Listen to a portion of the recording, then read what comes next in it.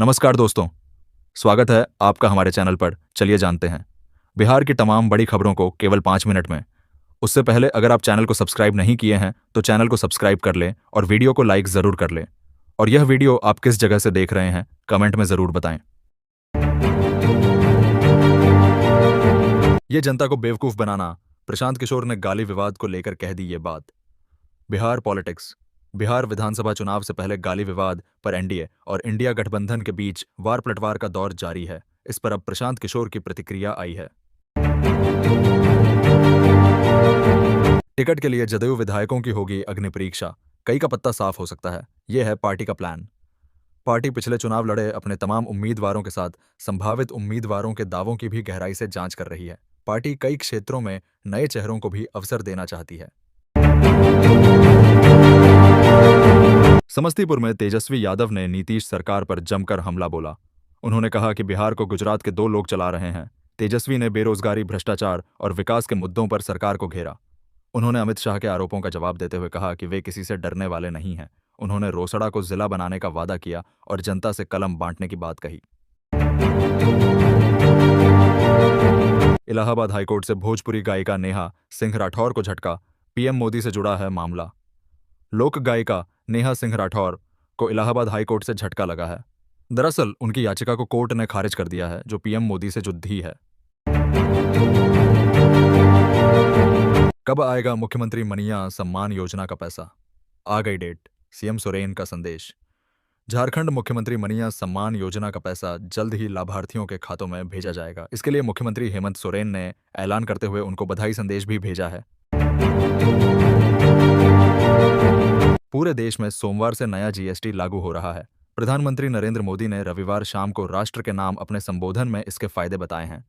इस पर पश्चिम बंगाल की मुख्यमंत्री ममता बनर्जी ने आम आदमी को इससे फायदा होगा के विचार का समर्थन करते हुए भी पीएम मोदी पर कटाक्ष किया। पूर्णिया एयरपोर्ट का मुद्दा छोड़ नहीं रहे सांसद पप्पू यादव, अब मोदी सरकार से कर दी यह मांग।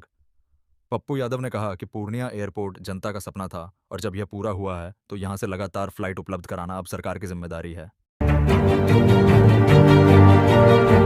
शरद पवार ने कहा, लोकसभा में विपक्ष के नेता राहुल गांधी जब संसद में यह मुद्दा उठाते हैं तो संबंधित संस्था को इसका संज्ञान लेना चाहिए था। लेकिन हो यह रहा है कि जब गांधी चुनाव आयोग की आलोचना करते हैं तो आयोग जवाब नहीं देता, बल्कि भाजपा और उसके नेता प्रतिक्रिया देते हैं। बिहार में विधानसभा चुनाव से पहले आरजेडी के प्रमुख लालू यादव के परिवार में घमासान शुरू हो गया है। इस झगड़े में तेजस्वी यादव और मीसा भारती एक तरफ एवं तेज प्रताप यादव व रोहिणी दूसरी तरफ हैं। लोक जनशक्ति पार्टी रामविलास के अध्यक्ष चिराग पासवान ने आगामी विधानसभा चुनाव में हर जिले में कम से कम एक उम्मीदवार उतारने की तैयारी की है। पार्टी के प्रदेश संसदीय बोर्ड की बैठक में इस पर चर्चा हुई। चिराग पासवान ने एनडीए के शीर्ष नेताओं को अपनी इस योजना से अवगत करा दिया है। लोजपा, रामविलास सभी 243 सीटों पर एनडीए की जीत सुनिश्चित करने के लिए काम करेगी। भारत में बेरोजगारी सबसे बड़ी समस्या, इसका सीधा रिश्ता वोट चोरी से। राहुल गांधी ने कहा कि बेरोजगारी 45 साल के उच्चतम स्तर पर पहुंच चुकी है, इसीलिए नौकरियां घट रही हैं, भर्ती प्रक्रियाएं ध्वस्त हो गई हैं और युवाओं का भविष्य अंधेरे में धकेला जा रहा है। किसी और पार्टी में नहीं जाएंगे आजम खान, सपा नेता के जेल से निकलते ही बोले शिवपाल सिंह यादव। समाजवादी पार्टी के नेता शिवपाल सिंह यादव ने कहा है कि सपा के महासचिव आजम खान किसी और पार्टी में नहीं जाएंगे। आजम खान मंगलवार की दोपहर सीतापुर जेल से लगभग 2 साल बाद जमानत पर बाहर निकले हैं। महागठबंधन में बनी सीटों पर बात, तेजस्वी यादव के घर राजद, कांग्रेस, वीआईपी और लेफ्ट की बैठक। तेजस्वी यादव के पटना स्थित आवास पर मंगलवार को महागठबंधन की बैठक हुई। इसमें आरजेडी, कांग्रेस, वीआईपी और लेफ्ट पार्टियों के नेता मौजूद रहे। इस बैठक में आगामी बिहार विधानसभा चुनाव में सीट शेयरिंग समेत अन्य मुद्दों पर चर्चा हुई। बिहार की राजनीति में कोई भी दल अकेले चुनाव लड़ने का जोखिम नहीं उठाता। 1990 के बाद से गठबंधन की राजनीति हावी रही है। कांग्रेस ने 1990 में 323 सीटों पर चुनाव लड़ा और सत्ता खो दी। भाजपा का ग्राफ बढ़ा है जबकि कांग्रेस का गिरता गया। नीतीश कुमार गठबंधन की राजनीति में महत्वपूर्ण बने हुए हैं।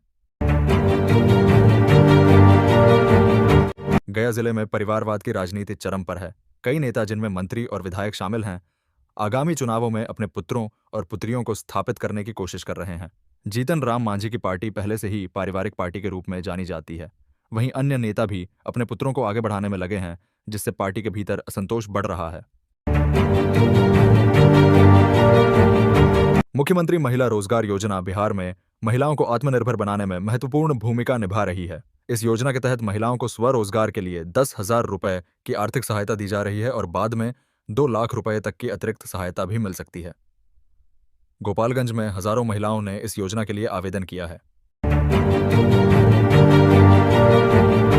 मुफ्त राशन और बैंगन के भाव मोबाइल का क्रेडिट मेरे पिता को। चिराग ने तो सीधे सीधे पीएम मोदी को कर दिया चैलेंज।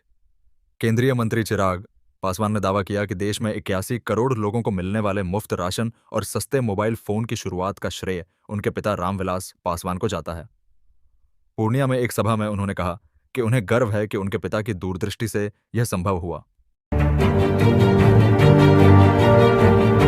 केंद्र सरकार नवरात्र में प्रधानमंत्री उज्ज्वला योजना के अंतर्गत 25 लाख मुफ्त एलपीजी कनेक्शन वितरित करेगी, जिससे लाभार्थियों की संख्या 10 करोड़ 6 लाख हो जाएगी।